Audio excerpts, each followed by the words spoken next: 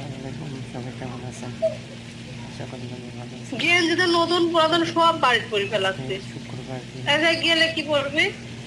সকালে ঘুম থেকে উঠে কালকে যে পায়ে রাখছিলাম ভাবছিলাম একটু গোসল করে নিই, গোসল করে একটু রান্না করব। মন চাচ্ছে আসলে দেখে মনে হলো যেটা বেশি দেখে ফেলা যায় না, সব কিছু দেখা গেলে তো হয় না। হ্যাঁ আইসিন বেড়া যাবেন এদের এরকমই চলে যাবেন নাকি আইসি না খাওয়া দাওয়া করে এবার কেউ যায় চেষ্টা করছি আর সবার সাথে টাইম প্রবাসীদের জন্য হচ্ছে আজকে চেষ্টা করছি একটু খাওয়ার।